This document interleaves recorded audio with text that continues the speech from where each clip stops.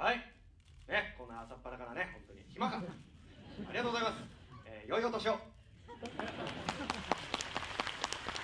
皆さん、朝早くからありがとうございます。ジンガ役の井上正弘です。明けましておめでとうございます。今日はよろしくお願いします。もう本当にこんなに朝早くからもう満席を見てすごく嬉しいです。今年もよろしくお願いします。リアン役のナーリミキです。リアン、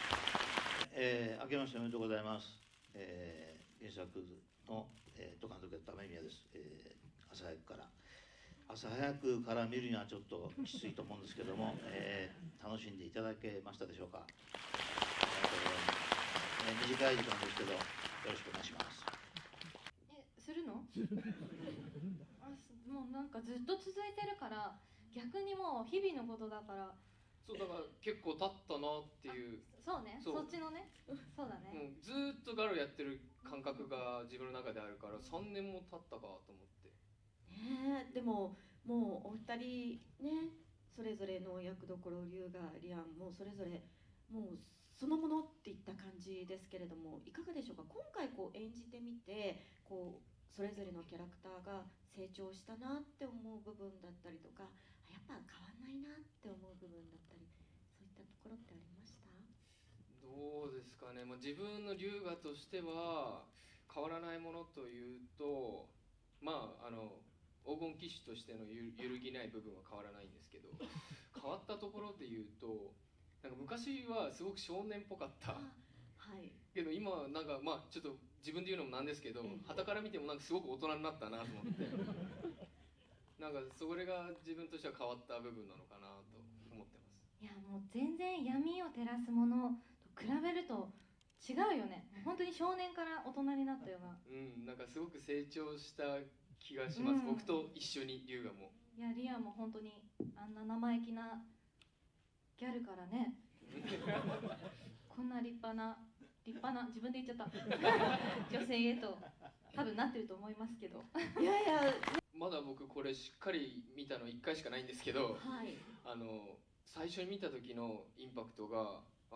なんか大人になったなっていう僕の感想があって、龍河とリアンの衣装が変わったのを気づいた人います？栗山君はこの赤いとこがだいぶ黒くなって服がね、そこがで、リアンは実はこれ茶色じゃなくて黒に真っ黒にコートが、はい、みんなと一緒の。あとここが1センチ上がってますそこ変わらないそこは残念ながら変わらないです。そうですね、雨宮監督から今回はピンク映画になるっていうふうに聞いてたんですけど、立派なピンク映画に仕上がったなと思っております。あとですね、衣装も僕らも一新したんですけど、さっき鏡見て思ってたんですけど、首からこう長いストールかけてるってのは大体貴乃花親方と一緒だなと今そうですね、今まさにですね、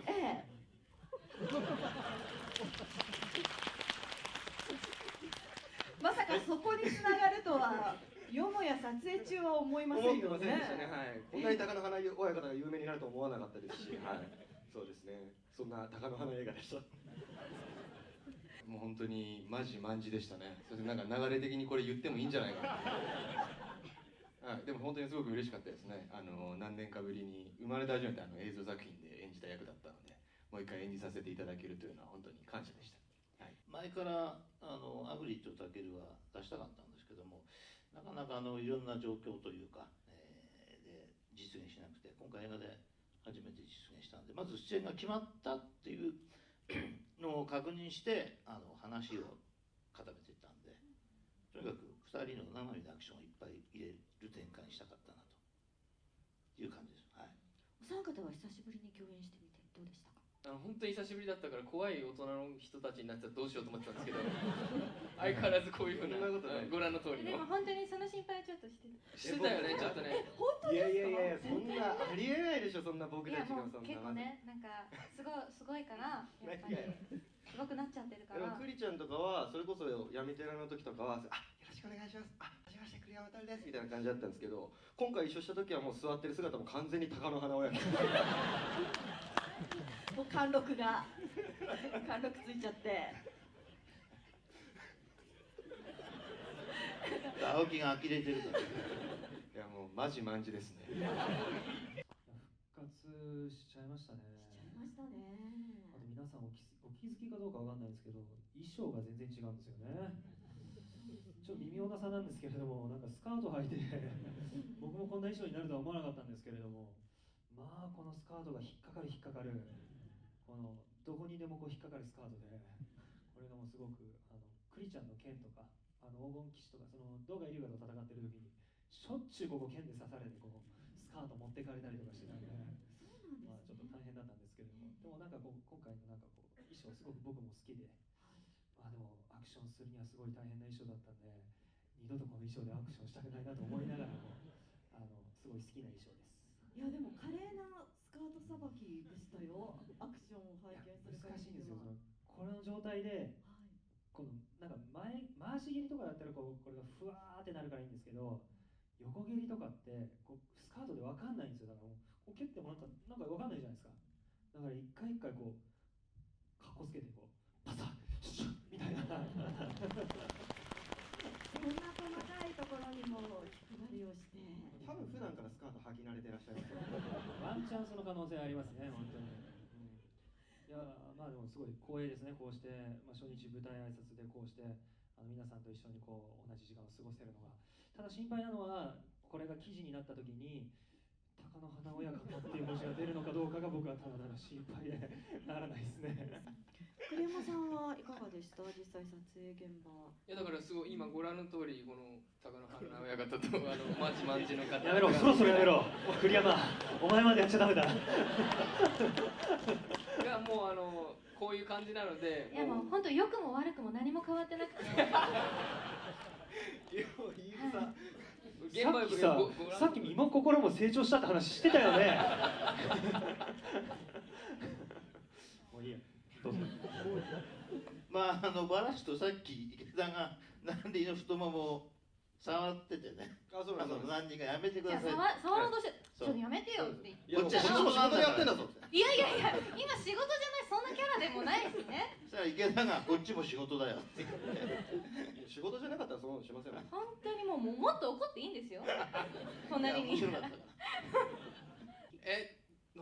どうでしょうけど、マー君がやっぱり現場をすごく回してくれてたところもあって、みやびが誕生日の時にムービーをみんなで撮ったりとか、それでみんな結構ね楽しんでたりしましたよね、最初のそうですね。なんかガロゴールドストーム小中のドラマ版の時にみやびの誕生日の時にお祝いできなかったんですよね。で今回その映画でアメリ役の松野井みやびさんのその誕生日をお祝いしようってなったのに、彼女が確かインフルエンザで現場来れないみたいな感じになって、それでみんなでこうサプライズを考えようみたいな感じですごく和気あいあいとこう動画のプレゼントを渡しました。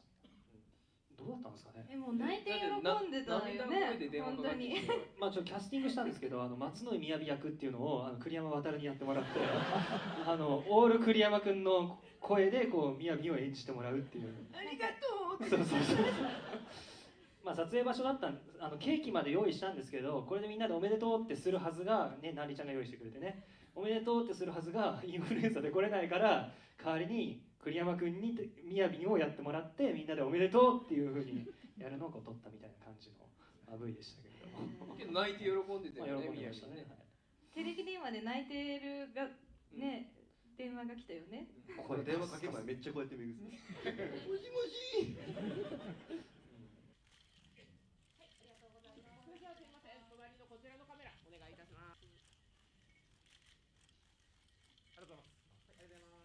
こちらお願いします。にっこりでお願いします。じゃあ、